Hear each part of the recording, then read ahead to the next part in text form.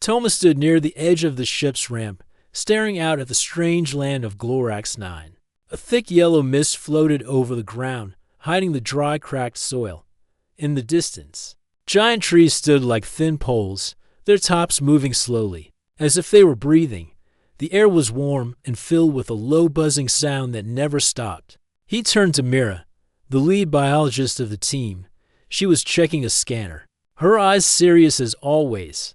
Her brown uniform was spotless, and her equipment was neatly packed on her back. "This place smells like boiled socks," Toma said, trying to joke. Mira didn't laugh. "That smell could be chemical signals. Don't breathe too deep." Toma held his breath for a second, then exhaled. "Right? I'll try not to enjoy the local perfume." The two of them had been sent with a small team to explore Glorax 9. Many human colonies on this planet had stopped sending signals. No distress calls, no reports, just silence. Earth Command feared something dangerous was happening, and this mission was to find out what. Mira pointed toward the east. "The last colony was near that ridge. We move in small steps, scan everything. No touching." Toma saluted playfully. "No touching. Got it."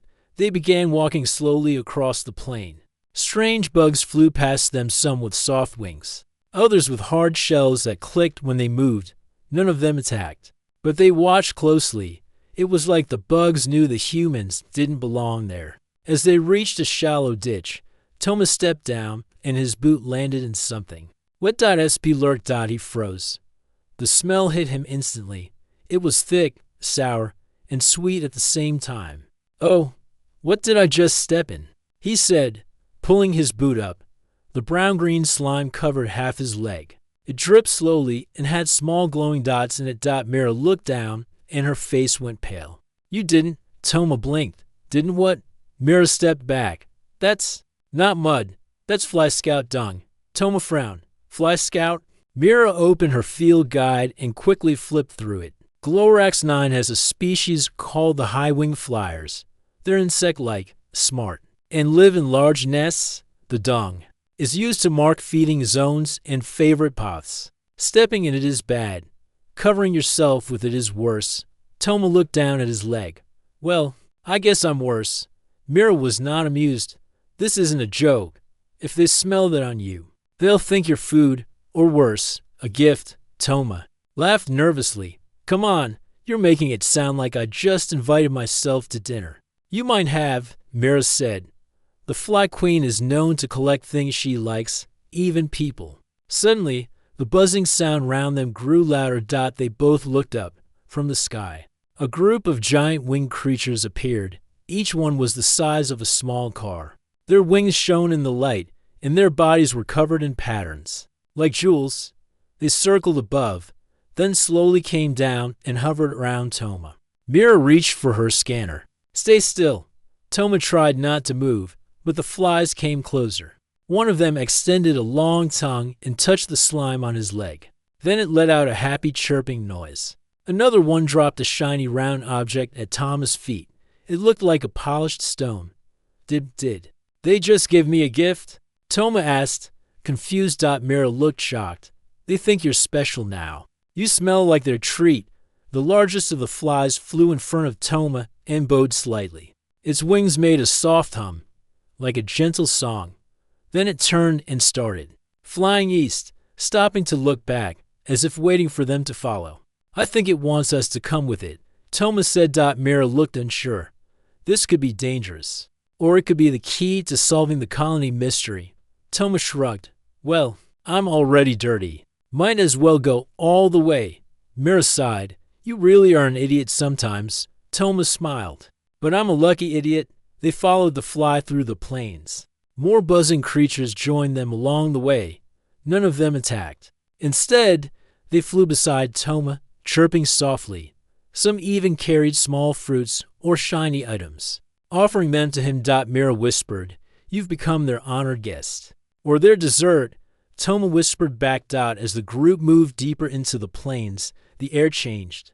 The buzzing became a rhythm. The trees glowed with faint light. The ground became smooth and slightly warm under their boots. And then they saw it, a massive hive towered ahead, shaped like a spiral hill. It pulsed with golden light and was surrounded by flying insects. The top of the hive opened like a flower, and from it, a large creature emerged. She was bigger than all the others. Her wings were long and smooth. Her body shimmered with green and gold. Her eyes were deep black, yet somehow full of thought. "The Fly Queen," Mira whispered. The queen flew down slowly and landed in front of Toma. She sniffed the air.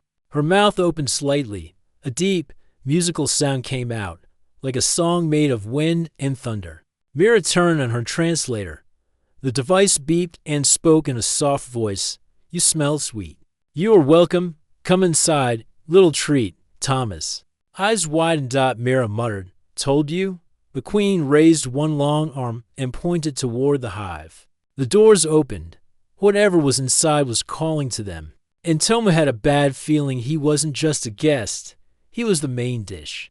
The entrance to the hive glowed with soft yellow light. Strange symbols moved across its walls, like living letters. The buzzing in the air had changed. It was no longer wild or scary. It was calm, slow, almost like a lullaby. Toma stood just outside, still covered in dried alien dung, unsure whether to laugh or run. The Fly Queen stood tall beside him, wings gently moving, eyes watching him with quiet interest. Her long arm pointed again toward the glowing entrance. "She really wants me to go in there." Toma whispered. Mira stood a few steps behind, her scanner in one hand and her other hand ready to reach for the signal beacon on her belt. Her face was serious. Her eyes kept jumping between the queen and the entrance. "She said you smell sweet," Mira said. "And she called you little treat. That's not exactly friendly language." Toma scratched the back of his neck. "Maybe she means treat like guests, you know, like someone special. Or maybe she means treat like snack," Mira said. "And you smell like dessert." Toma looked down at the dry slime on his leg. It had hardened into greenish flakes. "Well, I guess I did walk straight into it." "You didn't just step into it. You rubbed your hands on your boots, remember?" Mira raised her eyebrows. He sighed. "Yeah, I thought it might hide my scent from predators." She stared at him. "I saw it in the survival show." Toma added weakly. "You're not on a show," she replied. "You're on a mission. And now the biggest insect on this planet thinks you're something special."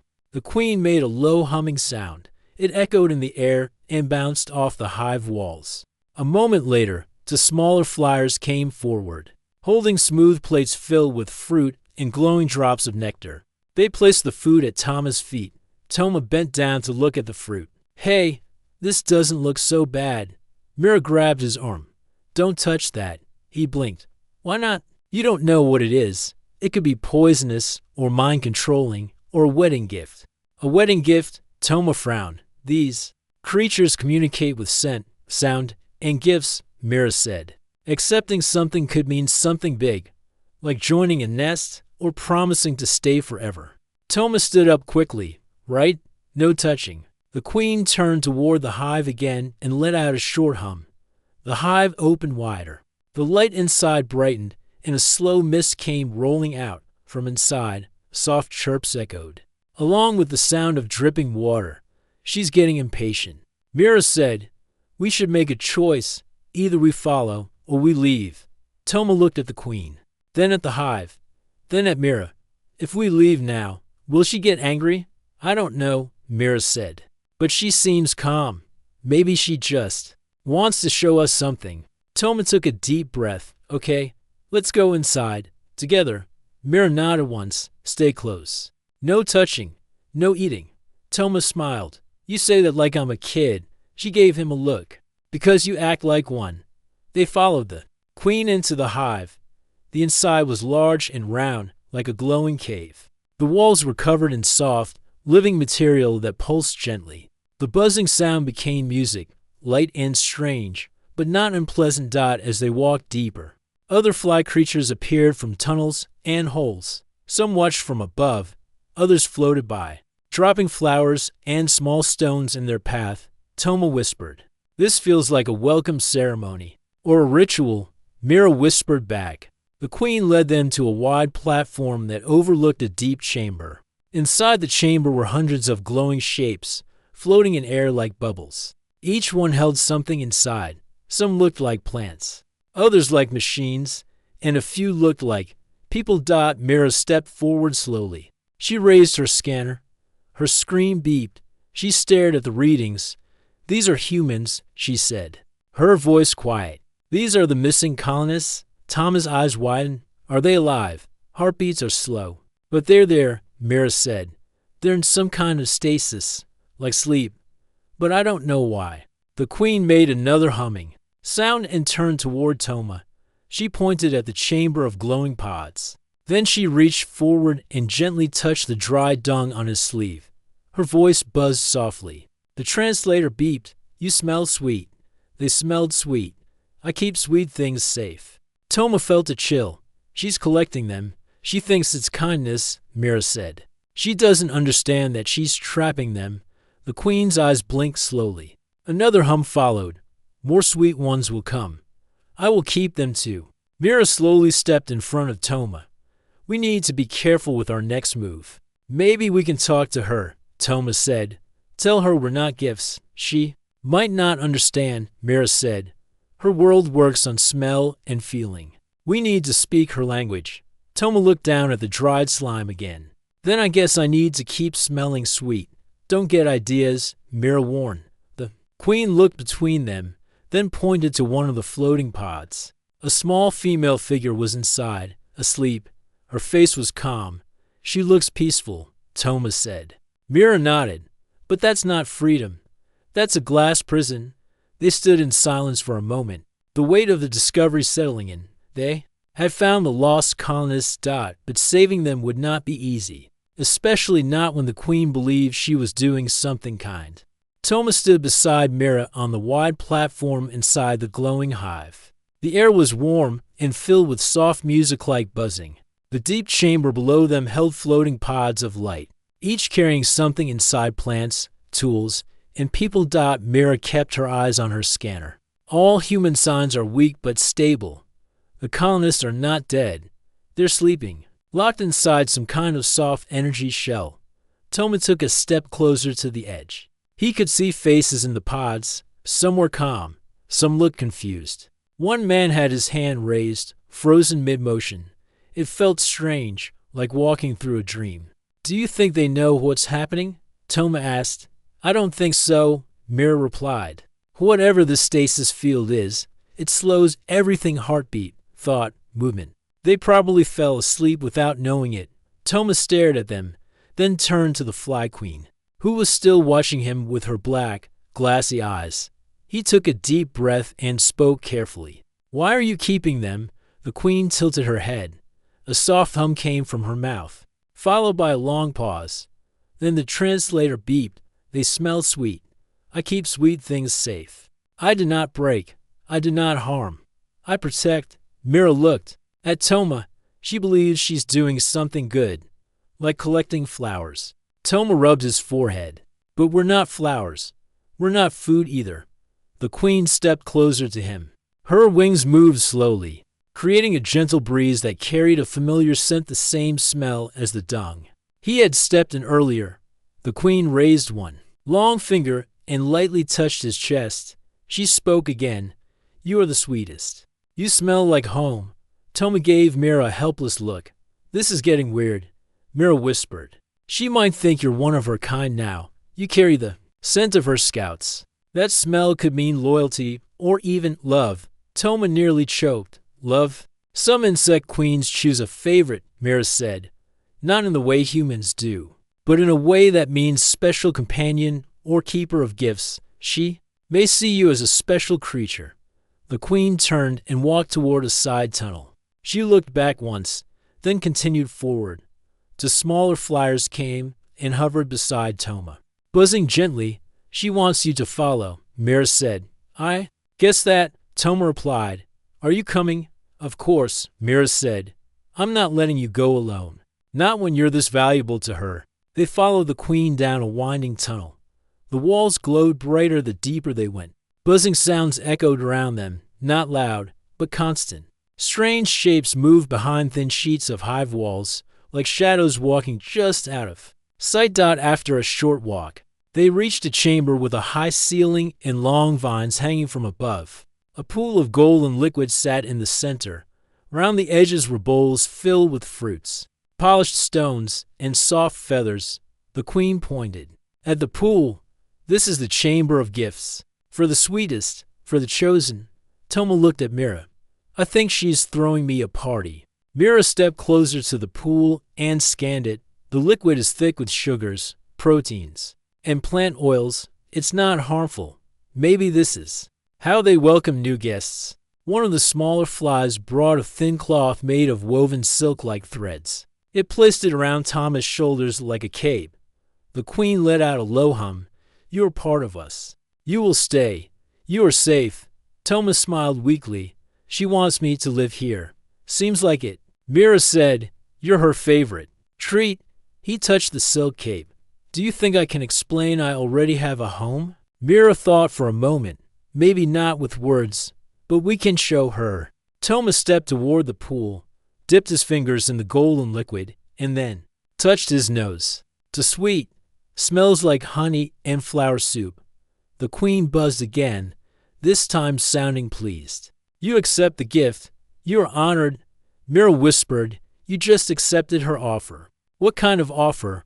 Maybe a deal. Or a place in the hive.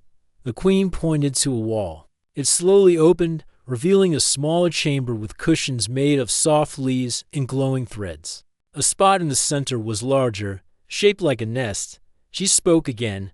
Your place. Rest here. You are welcome. Toma backed away slowly.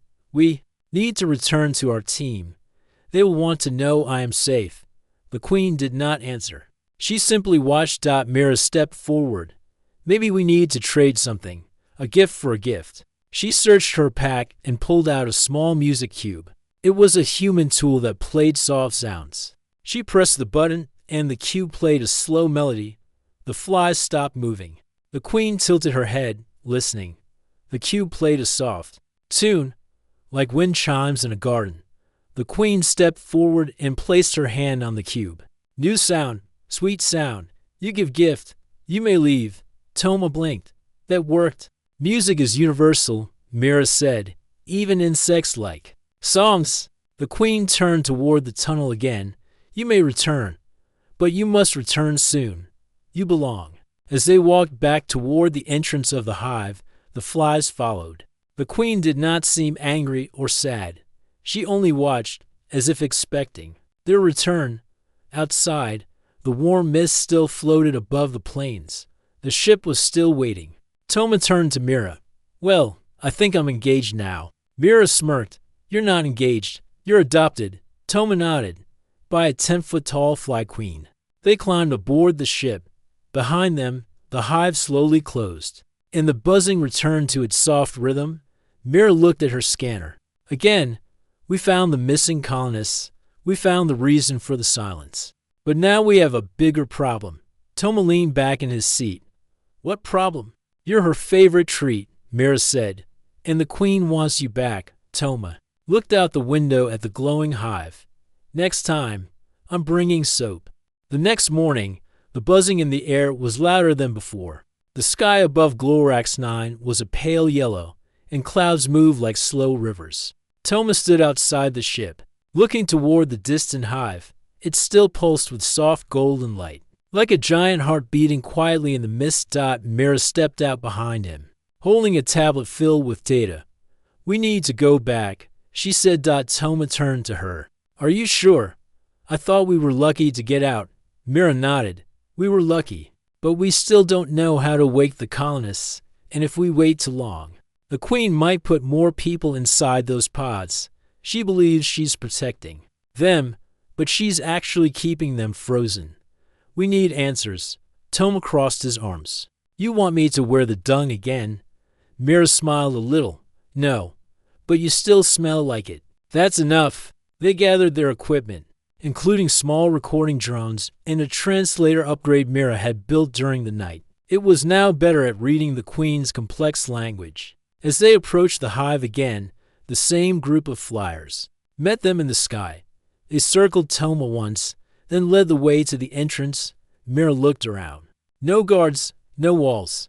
This hive isn't built to keep things out. It's built to hold things in. Inside, the music like buzzing greeted them again. The smell of sweet pollen filled the air. The walls seemed to shift as they walked, making new puffs like the hive was alive and thinking. The queen was waiting. At the main chamber, she looked calm. Her wings were folded neatly behind her, and her head tilted slightly when she saw them. Toma stepped forward and bowed slightly. "We came back, like you asked." The queen let out a soft hum. "The sweet one returns. Welcome."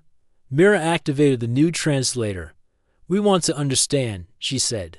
"Why do you keep them inside the pods?" The queen moved slowly to the edge of the platform and looked down at the glowing chamber, where the colonists floated in their crystal-like shells. "They are treasures." They were loud. They were scared, but they smelled sweet. I made them quiet. I made them safe. Mira looked at her scanner. Her brain waves are steady. She truly believes she's protecting them. Toma frowned. "But they're frozen, trapped." "She doesn't see it that way," Mira replied. The queen turned to Toma and spoke again.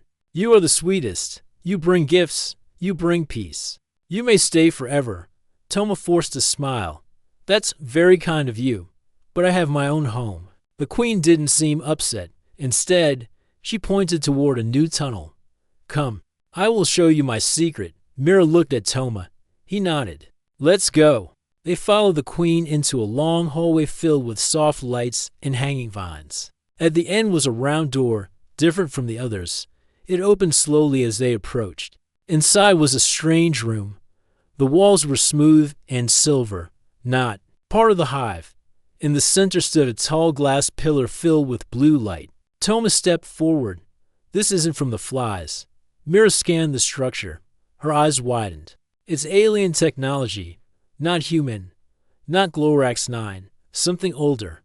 The queen touched the glass. The blue light pulsed. Small holograms appeared in the air, images of other planets, other hives, other creatures frozen in pods. "Long ago, we were small," the queen said. "Then the light came. It gave us memory. It gave us peace. Now we collect. We protect. We do not forget." Mira stared at the glass. "This device gives them knowledge. But it also changed them. It taught them to collect life instead of letting it grow." Toma stepped back. "So the queen isn't doing this out of hunger. She's doing it because of that thing. It rewired how they think," Mira said. "Like a guide that never turns off." The queen looked at them again. "You understand now. We do not harm. We keep what is sweet. We protect forever." Mira whispered. She doesn't understand the harm she's causing. That device made her believe she's saving everyone. Toma rubbed his chin. "Can we shut it off?" Mira looked uncertain. "Maybe. But we need to be careful. If we break it, the hive might collapse, or the queen might panic." Toma looked at the queen. "Can we borrow it? Study it?" The queen answered, without pause. "No. It is part of us. It is the heart of memory. Without it, we are lost." Toma looked around the chamber. "If we can't take it, maybe we can copy the signals, learn how to speak to her in a better way." Mira nodded. "That could work, if we speak in her language, images, feelings. Sent we might help her see what she's doing." They set up a drone to record the device while it worked. Mira used a scent printer to make small packets of smells mixed with sound and light. Hours passed as they built their first message. It was simple. Keeping is not saving. Freeing is kindness. They played the message through the drone. A soft wave of scent and light filled the room. The queen stood still. Her wings stopped moving. For a moment, there was silence. Then she hummed, a long, low sound that filled the room. "You say, I heard the sweet ones." Mira stepped forward. "They want to go home. They are afraid. They are not treasures. They are people." The queen was quiet. She looked down at her hands. Her eyes blinked slowly. "I did not. No. I thought. They were happy." Toma looked at Mira. "Did it work?" "Maybe," she said. "We need more time." The queen turned back to the pillar. "If I open the pods, will they scream again? Will they run? Will they hate me?" Toma shook his head. "No. But they need to wake up. They have families, lives." The queen folded her wings slowly. Then, I will think, I will dream. You may return tomorrow. As they walked back through the hive, the buzz was softer, the music slower. The flies watched but did not follow. Outside, the wind had picked up. Mira looked at Toma. We found the answer. But now we need to change her heart. Toma looked back at the hive. And we only have one chance to do it. The sun on Glorax 9 rose slowly, painting the sky with shades of yellow and blue. The air buzzed gently, but something had changed. The hive in the distance no longer pulsed with the same rhythm. It was slower now, more thoughtful, like the queen was truly thinking about what she had heard the day before. Toma sat on a flat rock near the ship, holding a sweet fruit from their supplies. He took a small bite and stared at the mist-covered horizon. Mira stood nearby, checking her scent printer and watching the scanner. She hasn't moved all night, Mira said. The hive's energy is steady. She's not angry. She's just quiet. Toma nodded. Maybe she's still deciding what to do. They had given the queen something she'd never known before. Doubt. Until now, she believed she was doing good. But now she was beginning to understand that keeping and saving were not the same. We need to help her feel it, Mira said. Words aren't enough. Her world runs on scent, music, and feeling. That's her language. Toma looked at the fruit in his hand. You said the dung had a sweet smell, right? That's what made the flies follow me. Mira nodded. It's filled with natural sugar. That's what the queen likes. Sweet smells mean comfort and safety to them. Toma stood up. Then let's make something sweeter. Something that smells even better than dung. Mira raised an eyebrow. You want to make fake dung? No, Toma said, smiling. I want to make a sugar bomb. Something that smells so good the whole hive will follow it. Mira laughed for the first time in days. You're serious? Think about it, Toma said. If we distract the hive with the scent, you can sneak into the pod chamber and try to wake one of the colonists. If the queen sees that waking someone doesn't cause fear or pain, she might believe us. Mira nodded slowly. It's risky, but it might work. They got to work. Mira used the scent printer to mix sugar, fruit extract, flower oil, and a tiny amount of the original dung sample. The mix created a thick paste with a strong, sweet smell that made Toma's eyes water. They spread the paste on a spare explorer suit and placed it on a lightweight drone. The drone could fly low and slow, leading the flies in a different direction. As they prepared the drone, Toma checked his communicator. Are you sure you can open one of the pods? I studied the energy shell yesterday, Mira said. It reacts to sound and heat. I made a small pulse tool. It should work if I can get close enough. Toma nodded. Then we do this together. I fly the distraction, and you save the people. They returned to the hive just before midday. The entrance opened for them without sound. The same soft music played from within, but the mood was different. The flies were calm, quiet, moving slowly through the halls. The queen was not at the entrance. She was deep inside, still near the glowing pillar. This is our chance, Mira whispered. Toma launched the drone and guided it down a side tunnel. As the sugar scent spread through the air, the effect was instant. A dozen flyers turned their heads, then more followed, within minutes. The halls filled with buzzing wings chasing the drone. It's working, Mira said. They're all leaving the center. Toma smiled. Hope they don't eat it. Mira moved quickly toward the chamber with the glowing pods. Only the small flies remained nearby, and they were already drifting toward the scent. She reached the edge of the platform and knelt beside the nearest pod. Inside was a woman with short black hair, eyes closed, floating in soft light. Mira pulled out her pulse tool and placed it gently on the shell. A small blue light blinked twice. The shell shimmered. A crack appeared across the surface. Inside, the woman's eyes opened slowly. She blinked in confusion, then gasped as the pod fully opened and lowered her gently to the platform. Toma rushed over. You did it. The woman looked around, dizzy but alive. Where am I? You're safe, Mira said softly. We're from Earth Command. We came to find you. The woman nodded slowly, still adjusting. I remember the hive, the lights, then sleep. Suddenly, The Queen's voice filled the chamber.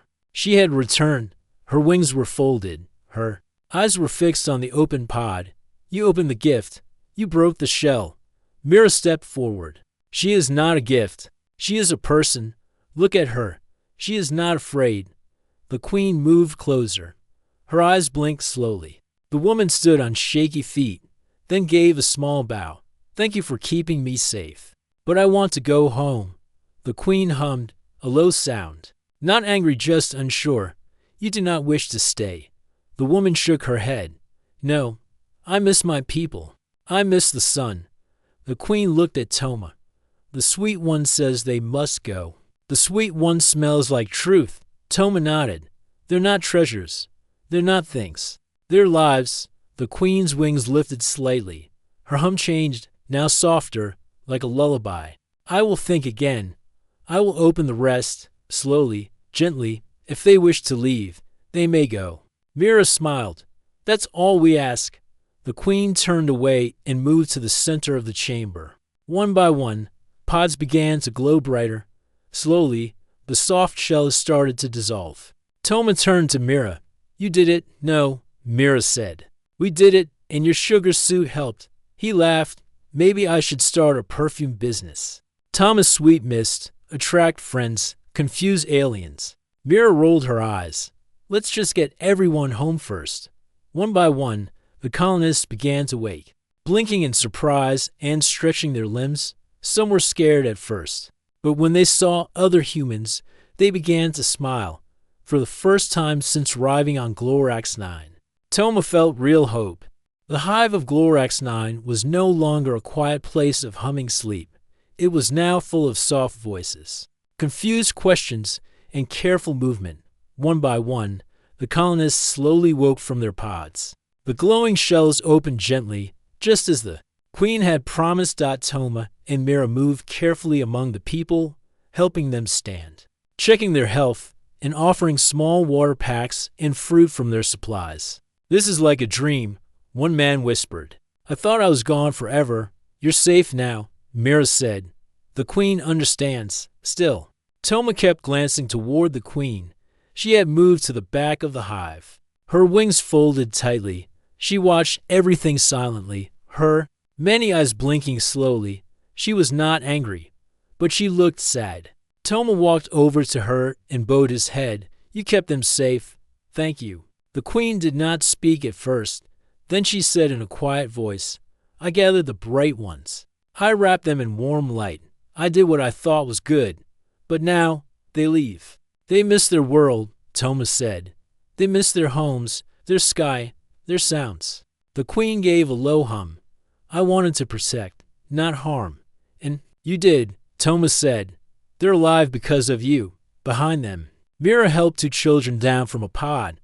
The little boy held her hand tightly. He looked up at the hive's tall ceiling and whispered, Big bug house. Toma smiled. I think you'll be a story in their books now, Queen. She tilted her head. A story, a memory. He said, humans tell stories about strange places, kind hearts, and lessons. You'll be in one of those stories. The Queen seemed to like that. Her wings lifted gently, and she gave a soft buzz of joy. Back at the ship with everyone awake and gathered, Mira and Toma guided the group toward the ship. It was not easy. Some of the colonists were still weak. Others were frightened by the idea of flying again. But the Queen had sent her smallest flies to light the path. They floated in the air like stars, leading the way. As the humans reached the edge of the jungle, Toma looked back. The Queen stood at the entrance of her hive. She did not follow. Mira walked beside him. She won't come. She knows this is our path, not hers, Toma said. Before stepping onto the ship, Toma turned and waved. The Queen raised one wing. In reply, then the ship's ramp closed. Inside the ship's small medical room buzzed with gentle sounds as Mira scanned each person. One by one. Vitals are good, she said. Sleep recovery signs. No deep damage. Toma moved through the crowd, handing out heat blankets and calming music chips.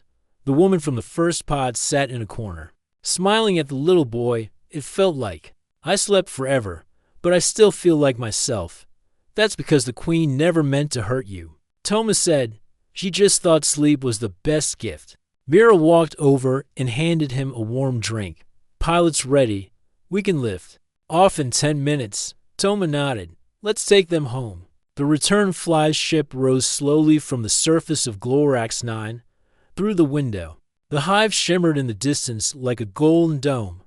The forest around it was still and bright. Inside, the colonists rested quietly. Some cried softly. Others just stared ahead, trying to understand everything they had been through. Mira sat beside Toma in the control room. She let them go. Mira whispered, all of them. She understood. Toma said, that's the power of truth and trust. They sat in silence for a few minutes as the stars stretched around them. Then Mira said, you really did something brave back there. Toma chuckled. I rubbed dung on myself. Yes, Mira laughed. But you also stood in front of a queen who could have turned you into honey. Not a bad way to go. He joked, sticky, but sweet. Mira smiled and leaned back. We'll reach the station in 2 days. Medical teams will be ready.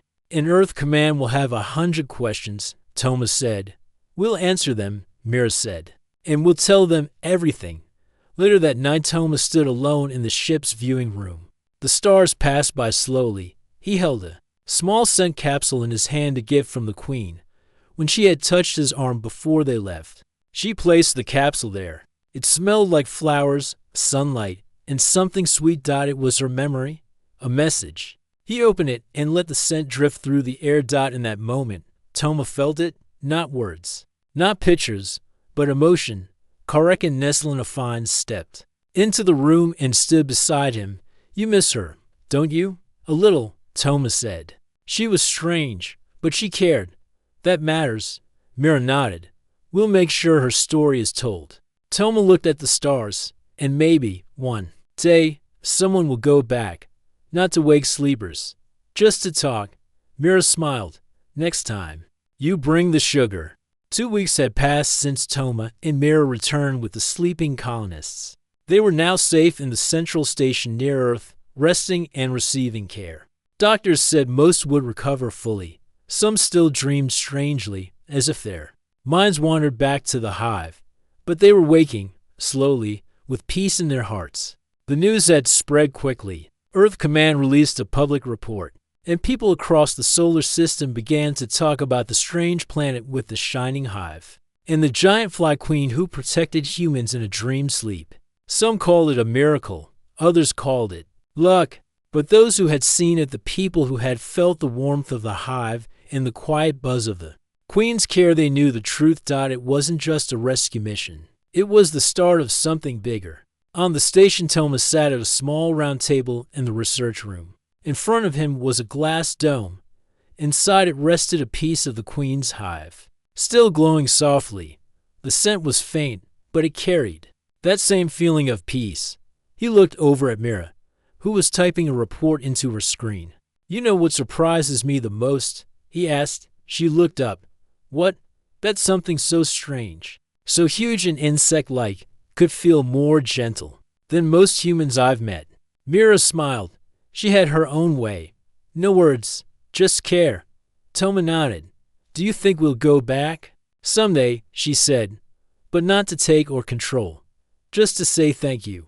They both sat quietly for a moment, letting that thought rest. Earth Command debriefing a week later. Mira and Toma stood in a large hall filled with officers, scientists, and reporters. A large screen behind them showed a still image of the Golden Hive. Under the bright purple sky of Glorax-9, an officer in a blue uniform stepped forward. This mission was not ordinary, she said. You did not use weapons. You did not fight a war. You listened. You trusted. And because of that, lives were saved. The room was silent. Then, one by one, people began to clap. Toma shifted nervously. He had never liked attention. Mira smiled and nudged his shoulder gently. You're a hero, dung and all, she whispered. After the ceremony, many came to speak with them. Scientists asked about the Queen's mind. Diplomats wanted to know if she could be contacted again. Some even asked if they could visit the hive. No, Mira said firmly. Not yet. Let her rest. Back at the hive far away on Glorax 9, the queen stood alone at the edge of her hive. The forest buzzed softly. Tiny light flies floated through the air like drifting stars. She looked up at the sky. A trail of silver light crossed it perhaps. A passing ship, perhaps something else. Her wings moved slightly, as if remembering. In the center of the hive, many new pods now stood empty. But she had started building something else. Wide open spaces, soft glowing pools, and high stone shelves. Filled with memories. It was not a place to sleep anymore. It was a place to feel. A place to remember. 1 month later, Toma and Mira were invited to speak at a school on Luna Base. Children gathered around them, asking 100 questions. Was she scary? Did she? Was all the time? Was the dung really smelly? Mira laughed. Yes, very smelly. But worth it, Toma added. It made her notice me. Did she like you? A little girl asked. Toma nodded. She liked all of us, in her own way. He pulled out the scent capsule and let the kids smell it. Smells like flowers, one boy said. And honey, she gave this to me, Toma said. A gift. The children sat wide-eyed as he told the story of the jungle, the glowing hive, and how one strange alien saw humans not as intruders, but as something worth protecting. A quiet moment that night, Mira and Toma sat on the balcony of their guest room on Luna Base. The earth hung in the sky like a bright blue marble. You know, Mira said. I keep thinking about the way she touched your arm before we left. Toma nodded. She wanted me to understand, not just with my mind, but with feeling. Do you think others will believe it? They already do, he said. You saw the children. Mira leaned back. I just hope nobody tries to control her. She isn't a tool. She's a something else. Toma smiled. She's a queen, not just of a hive, of something more. The story that flew over time. Songs were written, poems too. Some painted the hive in golden light. Others drew pictures of the queen with kind eyes and large wings. One child made a toy that buzzed when touched, and it became popular across the colonies. But more important than fame was the message. People began to ask deeper questions. What if not all aliens were dangerous? What if the universe wasn't full of threats, but full of caretakers and watchers? What if understanding was stronger than fear? Mira and Toma didn't have all the answers, but they had a story, and they kept telling it every chance they got. Epilogue. A new signal only a year later, deep in a quiet space center on Mars. A young scientist was checking long-range scanners. He saw something strange, soft pulses. Not random, not natural. He leaned closer and listened. Buzzing, gentle, rhythmic, musical. He smiled. He pressed the alert button and typed one word in the message log. She remembers.